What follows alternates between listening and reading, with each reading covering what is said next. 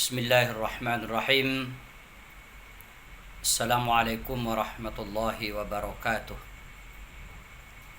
Alhamdulillahillazi nahmaduhu wa nasta'inu wa nastaghfiruh wa na'udzu billahi min syururi anfusina wa min sayyiati a'malina.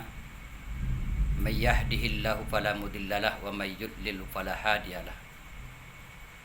Asyhadu an la ilaha illallah wahdahu la syarikalah wa asyhadu anna Muhammadan abduhu wa rasuluh la nabiyya ba'dah.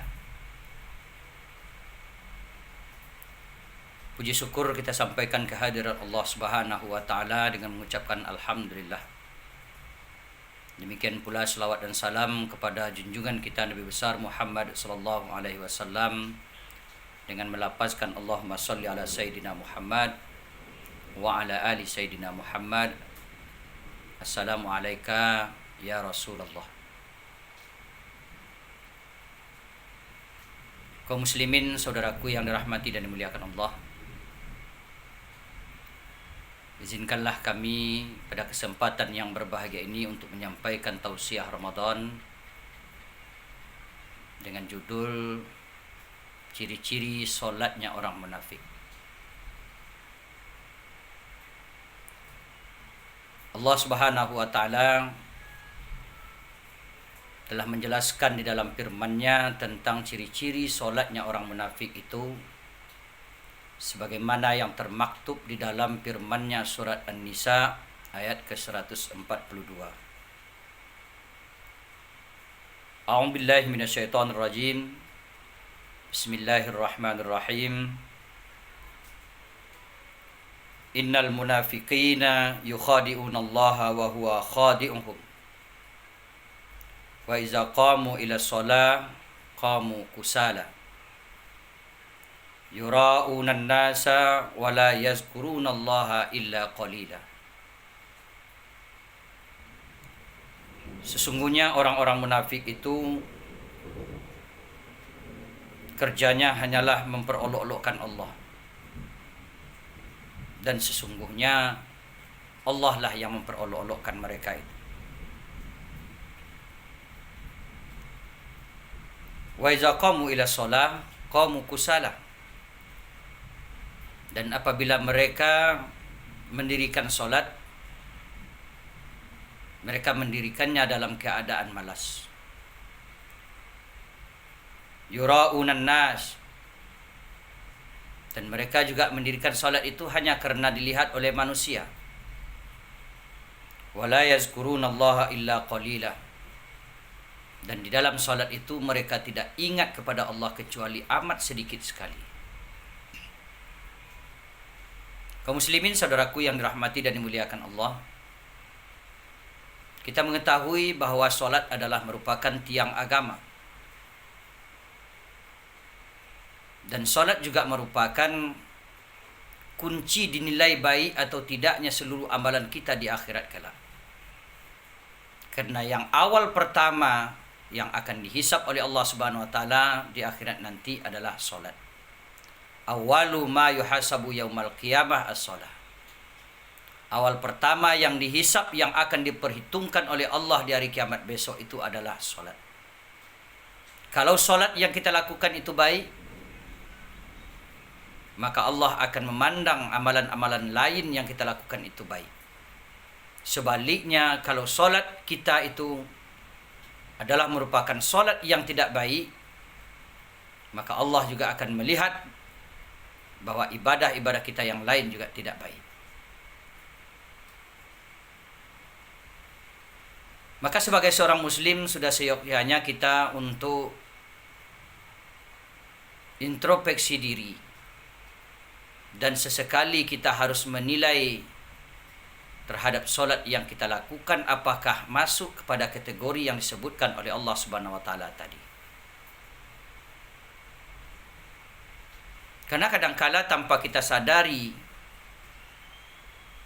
tanda-tanda yang disebutkan oleh Allah Subhanahu wa taala tadi secara tidak langsung masih ada kita yang melakukan, dan ini adalah merupakan kelemahan dan keterbatasan kita.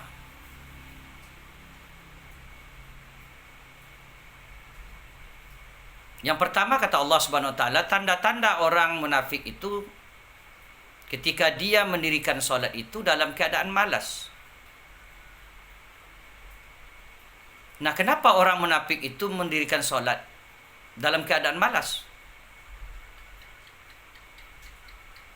Karena di dalam hati orang munafik itu dia beranggapan bahwa solat itu adalah merupakan beban hidup, bukan kebutuhan hidup. Karena pandangan mereka solat adalah merupakan beban hidup, dia melihat, dia menilai, dan dia beranggapan bahwa waktu yang dihabiskan untuk solat itu adalah merupakan sebuah kerugian. Dengan adanya waktu solat itu akan menyita waktu-waktunya yang lain untuk melaksanakan aktivitas. Maka di saat panggilan untuk mendirikan solat itu datang, mereka seakan-akan tidak tergerak untuk melaksanakannya ketika panggilan itu didengarnya.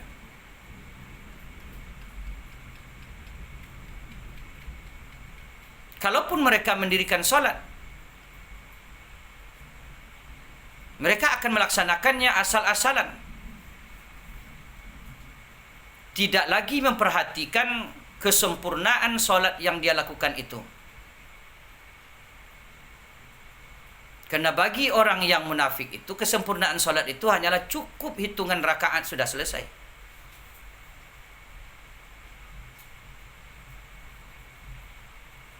Semakin cepat dia menyelesaikan solat adalah merupakan semakin baik. Itulah prinsip orang-orang munafik ketika dia dalam melaksanakan solat.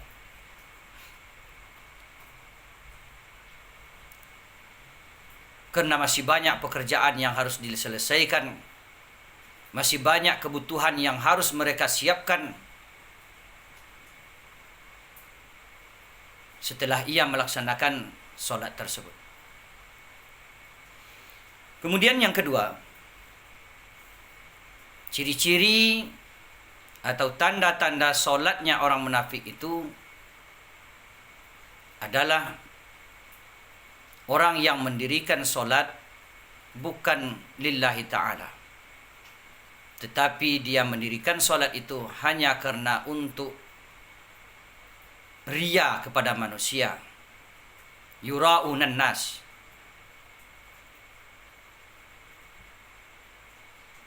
Orang munafik sangat senang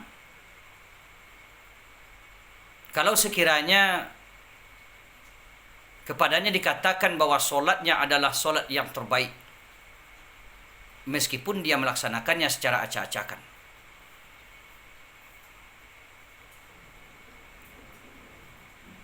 Demikian juga orang-orang munafik itu seringkali dia melaksanakan solat itu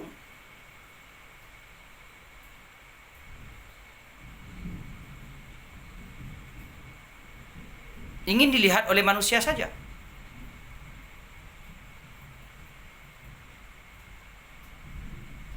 Makanya dapat kita lihat, mohon maaf, dalam suasana wabah corona sekarang,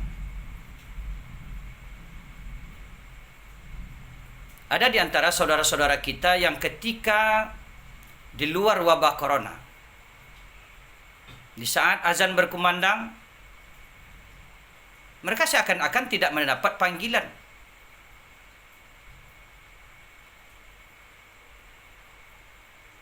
Azan berkumandang berlalu begitu saja, dan mereka tidak penuhi panggilan dalam azan itu.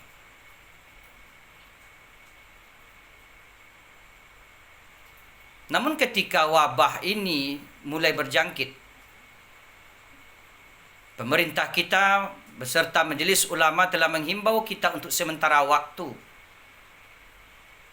agar kita melaksanakan ibadah di rumah saja bersama keluarga inti.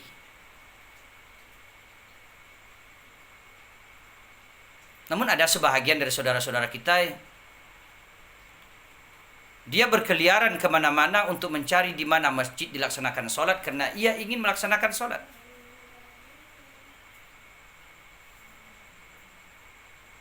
Dia tanya ke sana kemari di mana solat didirikan, di mana masjid yang masih buka. Agar orang menilainya bahwa dia adalah orang yang rajin solat. Padahal ketika wabah ini belum ada, bagaimanapun azan didengarnya, dia merasa tidak terpanggil.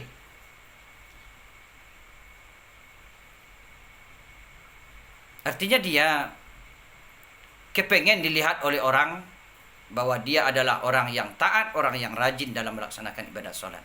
Yura'unan nas. Penyakit yang semacam ini tidak saja menimpa kalangan awam.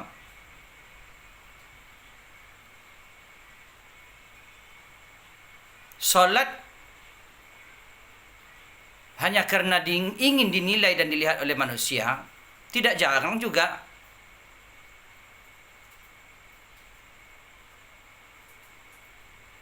menimpa saudara-saudara kita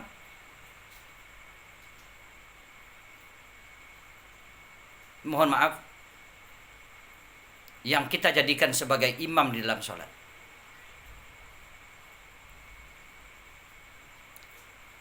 Ada sebahagian kecil di antara saudara-saudara kita yang ditunjuk menjadi imam,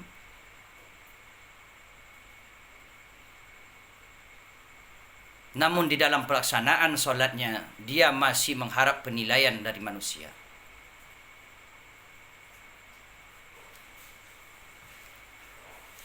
Ada yang memandangkan bacaan-bacaan solatnya itu dengan semerdu-merdunya, bahkan dengan ayat yang sepanjang-panjangnya, agar dia dinilai oleh manusia adalah imam yang baik, imam yang mantap, tanpa dia memikirkan siapa jemaah yang mengikutinya. Padahal kalau kita melihat bagaimana Rasulullah SAW mengajarkan bahwa sebelum melaksanakan solat, Nabi memerintahkan seorang imam harus membalikkan badannya melihat jemaahnya sembari melurus dan merapatkan saf.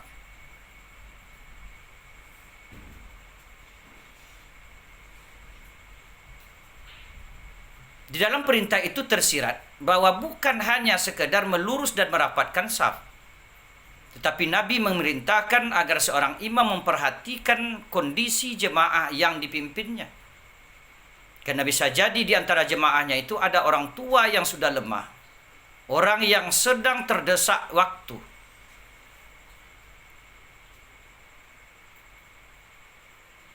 atau orang-orang yang dalam keadaan sakit.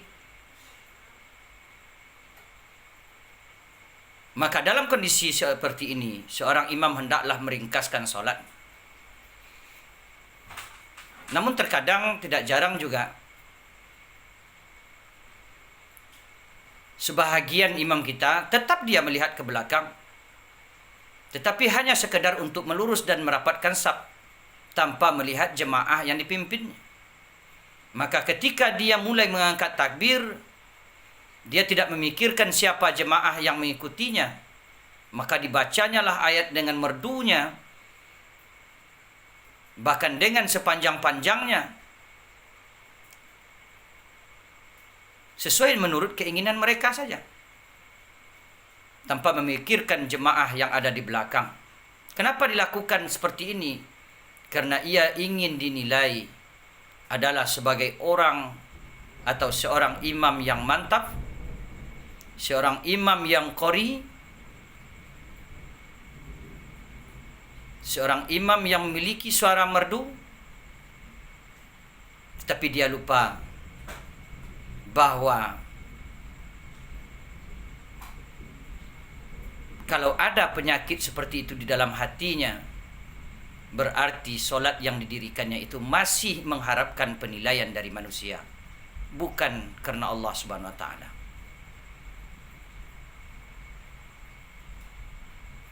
Karena tidak jarang juga kita lihat di saat menjadi imam dibacalah ayatnya panjang-panjang. Untuk 2 rakaat saja kadangkala sampai 10 atau 15 menit diselesaikan. Namun di saat salat sunat rawatib, 2 rakaat itu bisa diselesaikannya dalam 1 menit saja selesai.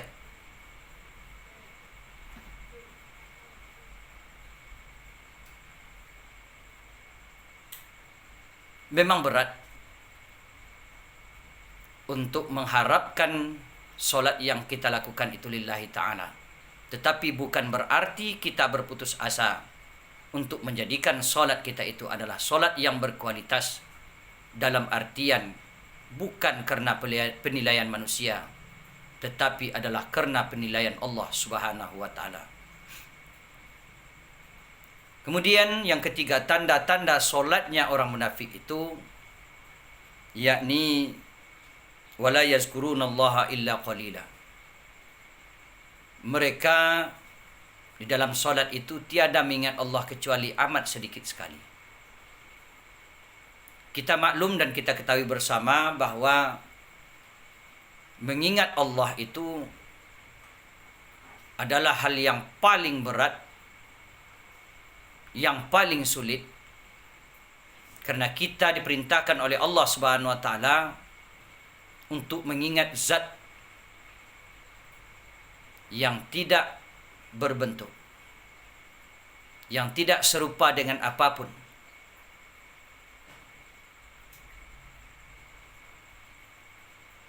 Maka secara tidak langsung Allah Subhanahu wa taala memerintahkan kepada kita untuk mengenalinya. Maka di dalam sebuah ayat yang mana Allah menjelaskan tujuan salat adalah untuk mengingat Allah, dan sebelumnya Allah memperkenalkan dirinya. Allah Subhanahu wa taala berfirman, "Innani anallah." Sesungguhnya aku ini, kata Allah, adalah Allah. La ilaha illa ana, tidak ada Tuhan melainkan aku. Fa'budni, maka sembahlah aku. Wa aqimis salatu lizikri, dan dirikanlah salat untuk mengingatku. Artinya Allah Subhanahu wa taala memerintahkan kepada kita untuk memperdalam ilmu tauhid, memperdalam ilmu akidah, memperdalam ilmu ma'rifat kepada Allah Subhanahu wa taala, agar kita bisa ingat kepada Allah di dalam solat kita. Karena selama kita menyampingkan ilmu ini, kita hanya sibuk untuk mencari yang syariat saja tanpa kita memperhatikan yang hakikatnya, maka pastilah solat yang kita lakukan itu amatlah sedikit sekali kita untuk ingat kepada Allah Subhanahu wa taala. Yang hadir di dalam solat kita adalah kehidupan kita di dunia. Kondisi yang tidak terselesaikan, masalah yang banyak dan lain sebagainya. Mulai dari kita mengangkat takbir sampai kita salam, yang masuk itu adalah kehidupan dunia semata, sementara ingatnya kepada Allah Subhanahu wa taala amat sedikit saja.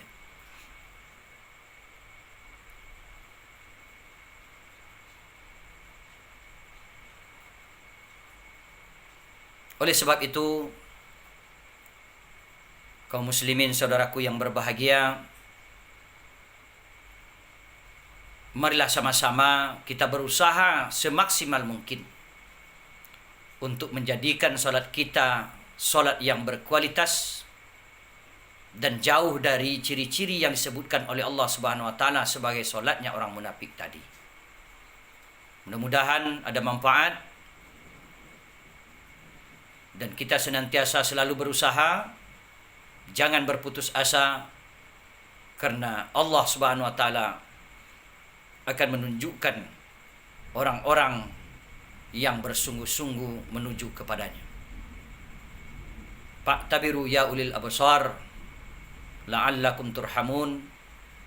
Wassalamualaikum warahmatullahi wabarakatuh.